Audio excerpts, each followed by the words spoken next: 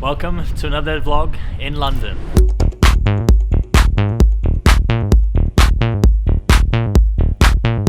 So this week is a pretty busy week. It's the first week of Feb. Got meetings in London this week, and then I'll be going to Hasbro on Thursday. We're hosting an event at Monopoly Lifesize, which should be quite fun. Hosting a bunch of marketing leaders with a lunch, and then get to experience Monopoly Lifesize games. That'll be pretty fun. And then on Friday, meeting Julian to discuss the app, explore kind of the UI, the UX designs. And then Saturday it's England-Wales rugby, and then Sunday night it's the Super Bowl, and have a friend over from the States, so I've got to find somewhere to watch the Super Bowl on Sunday night. So I really believe that 2026 is the year of community. I think people are getting fed up with AI slop, and it's lonely. It's lonely being a creator.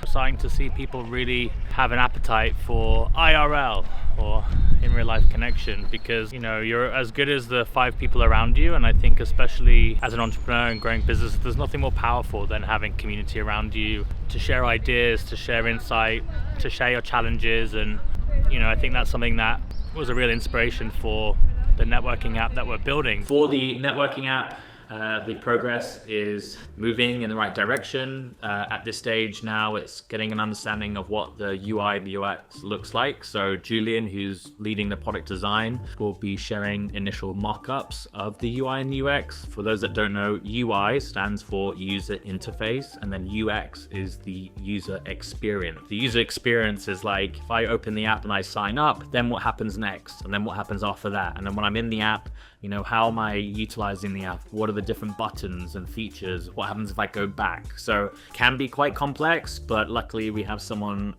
that's an expert in this space, really helping us kind of make sure the design is simple and beautiful to engage with, because you really do want to have an app that is easy and looks great. You want people to be using it. They want to be excited to be using it, regularly. So for us, the focus is having 3 experts with different skill sets to launch the app, and with that, the priority is to bootstrap launch. So not taking external investment right now, looking at how we can get the best product designed and developed, and then I will be putting together a launch strategy to identify the key cities that will be our core launch markets, finding hubs where there are a lot of creators, somewhere that we can build community, and kind of the priority will be to identify creator ambassadors that can be founding members and help champion and share with what we're trying to build in terms of it being a community first app, and ultimately engaging the rest of the community of creators to sign up, to participate, to get involved, to ultimately help you meet like-minded creators. So that's the key focus. But also, at this stage, having different conversations with people within the creator economy, different businesses and people that may not be creators themselves, but definitely have a shared interest into how they can help bring this to life, and how they can contribute. So, I always talk about strategic partnerships, and I think at this stage, it's not so much about money, but it will be about how you can drive community growth and create brand awareness. And so that will be a focus for us. At this stage, it's not so much about money. I think for us, it's really about brand awareness and driving community growth. So yeah, it's going to be a big collaborative process, but definitely we're moving in the right direction.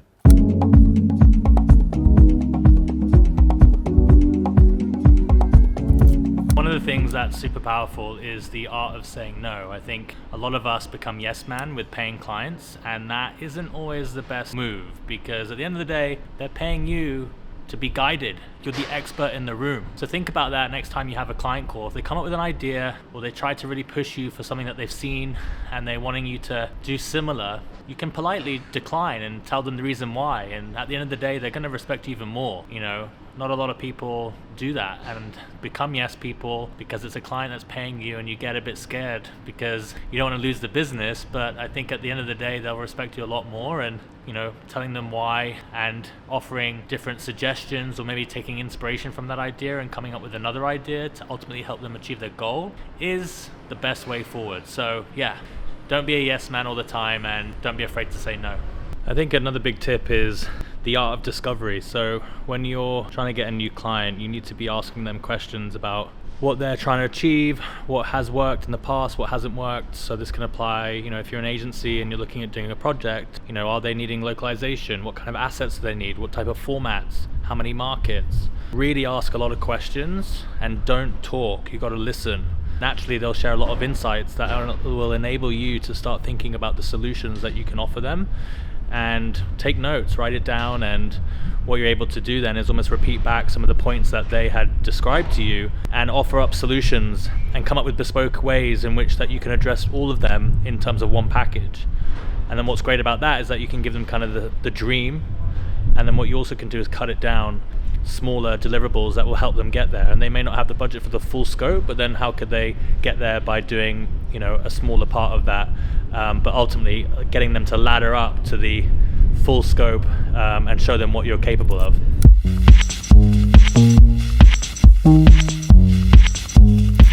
So here at Monopoly Lifesize, it'll be a fun event with a lot of senior brand leaders talking about game-changing creativity and what they're doing. So that was a fun day, doing something at like a unique venue, such as Monopoly Lifesize, is outside of the box. People don't expect it. It's a bit of novelty, but it also creates a lasting memory. And so having your traditional kind of business summit, this one was a half-day event in the morning, and then there was a lunch followed by people able to network and experience the actual life-size Monopoly game. Normally it's like a tourist attraction, but to kind of almost have it as a private hire space provided by Hasbro was, really unique, and I think people really enjoyed it. You got to have some great networking. Yeah, it's things like this, you just think outside the box, and something as simple as kind of a different venue that you wouldn't expect really does create a lasting memory. And I think, the most powerful tool that you can have in any type of marketing or when you're trying to kind of create awareness or grow your brand is word of mouth. And there's things like this that people will, and they say generally like the rule of word of mouth is, one person will tell 10 people.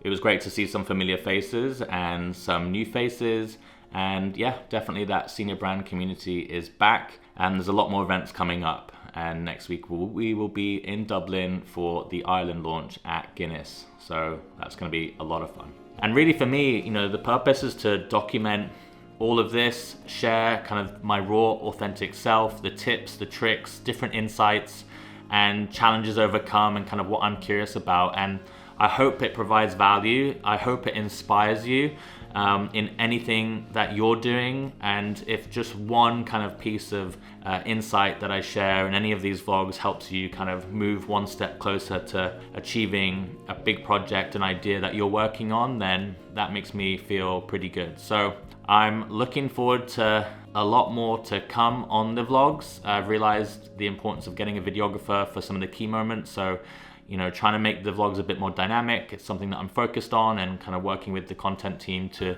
bring better vlogs week on week, and a lot more to come at the end of February with a fancy dinner and different events through March and April. So thank you so much again for your time, and I'll see you in the next one.